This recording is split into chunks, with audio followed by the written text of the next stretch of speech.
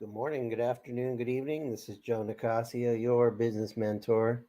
And today we're talking about connecting with people. This is number two of a six-part series. And the truth is if you want to do more business, it really starts with having connection, quality connection. And, we are now post-COVID. A lot of people stopped having live events and social events, and we need to get back into the swing of things. So I wanted to share with you a couple ideas about being more memorable to accelerate your connection speed. So the primary focus is the message today is to be a connector. We're all on this journey called life together, and while we might be separate ourselves, it's difficult to live a fulfilling life without the input of others. And one great way to meet and connect with people is when you can be a person who facilitates finding a connection for others. This is all under that idea of giver's gain. The most generous thing you can do, the most selfish thing you can do, is to be selfless and to really connect other people and plug them into the resources that they want, need, and get help with.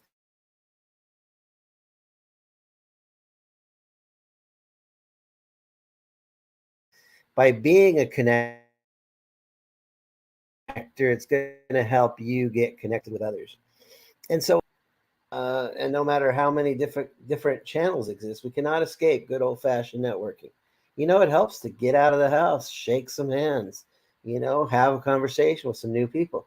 It's a great chance to not only meet people, to introduce other people as well. If you introduce two people who can help each other, it's quite likely they'll remember you because that's called value. So, reaching out to others in face to face matters still one of the best mechanisms for connecting with others and connecting them with others. It's possible to connect without the traditional form of networking, but it's likely to take much more time. And it's good to meet people in person. There's something about meeting someone in person that no amount of social media can match. Eye to eye contact, body language, these are two core ingredients missing from the online interaction. It's true that video chatting will bring about some of these elements into the mix, but it shouldn't be viewed as a replacement to networking in person. You will be remembered much easier when you meet a person than when you simply would connect with them in a faceless, somewhat social media channel. And help others to help you. Yeah, your goal should always be to help other people out without expecting anything in return. However, if you can create connection between two people who they'll remember this and they'll try to help you out in the future. This is especially true if that connection works out well. If you continually to make connections with people you meet and know, you'll have a long list of people who you'll want to return the favor. People feel an obligation to help those who have helped them. It's human nature. Again, it's important not to expect anything in return, as this will be viewed as manipulating the situation for personal gain. And you want to learn about other people. To make connections, you need to know about the people that you're connecting. So if two people are looking to start a business, but the type of business is different, that might not make a good match. This is avoided by knowing the people in your network, which requires that you stay connected and reach out, and listen for understanding. People's needs change over time. What they wanted 5 years ago is likely to be different than what they're looking for now. That's why keeping the communication channels open is essential. And find common traits. It's good to learn things like the DISC assessment. What's your DISC assessment?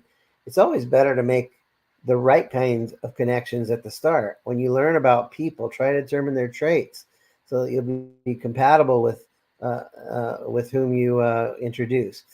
It may help to create a grid and record the names of the people followed by their traits. Then you can filter their traits and see who comes up as having similar ones. This is how dating sites work and how they match people that way. Connect with the connectors. This is a power tip. The best people to connect with are people who are already influential and they have a lot of connection. These people who have been making connections already. Connect with these people and offer to help them out in any way possible.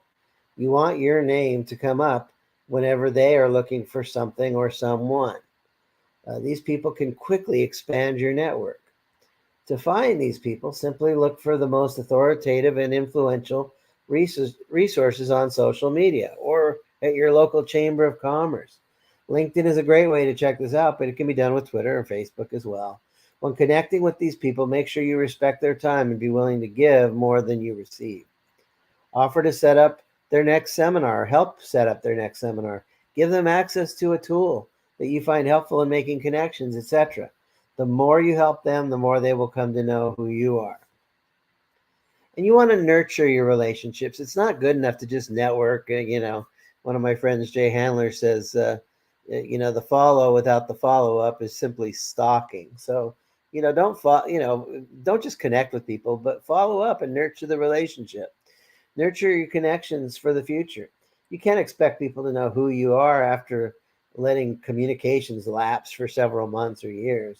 If you connect people and then don't check in on them frequently, you will need to reestablish who you are and how you helped. People in your network should not have to ask who you are, and when you're and ask who you are when you're reaching out. In fact, they should go out of their way to make sure they're available to receive your communication. Look, if you can't find the time to call your connections, you can reach out through private message or email or a good old-fashioned, postcard or letter. While calling or meeting direct are the preferred means to communicate, these other methods are better than not reaching out at all. The key is to keep your name in their radar. And look, help resolve differences. Look, when you connect others, there'll be times when there's conflicts. Either you didn't connect the right people or the connections took a different turn. As mentioned, people's needs change, and this change can be what causes conflicts. If you can help settle disputes, the parties involved will see you as in the positive light. They can rely on you to be the peacemaker and keep the connections going for the better. Look, let's face it, not all relationships work. Sometimes no matter how hard you try, people cannot seem to get along. Can't we all just get along? It's going to happen. You have to let some of these connections go. Don't take this personally and simply move on. When a situation gets to the point where it cannot be reasonably resolved, there's nothing you can do to make it work. Hopefully both parties will keep in contact with you directly, and you may be able to create connections for each with other people. Sometimes even this won't work or it won't be possible. Again, just keep going. Create social events often. Meeting up with people face to face is one of the best ways to connect. So why not create your own events where that can happen? Schedule social events on a regular basis. To keep the cost down, you can either raise money for the events or you can charge the participants. To give people an incentive to pay, make the event something worthy to attend. Add the value. For instance, you could ask prominent speakers to speak at the event. Not every event will be a smashing success, but if you continue to build a name for yourself as a connector, it should get easier as time goes by. Make your events fun to attend. If you're not having fun, you're doing something wrong. This will get people to come back, and that's the goal of holding these events. You want to be at the forefront of the event so that people know you are the one responsible. You can be an announcer. You can be one of the speakers. Ask other attendees to speak based on what you know they can contribute. You can choose to pay them, or they may be willing to do so for exposure for themselves or their business. The more events you sponsor and the more people know you are the coordinator, the more they will connect with you. This in turn gives you the ability to connect with them and with others in your network. Learn how to manage your growing network. And as your network grows, you will need to have some way to manage who is in it and when you're going to reach out to people. What many people find helpful is to set up a schedule throughout the year on when you're going to contact people or put important events for those people on the schedule. If someone in your network is going to speak at an event, let your network know about it. The speaker will appreciate you giving them this exposure. Sometimes it can be as simple as sending a birthday greeting to keep up to date with your network. It does take time to do this, but it pays dividends in the long run. You develop this thing called relationship capital. And teach others to be connectors. Look, when you refine your connecting skills, you can show others in your network how to do what you do. This will expand your network further.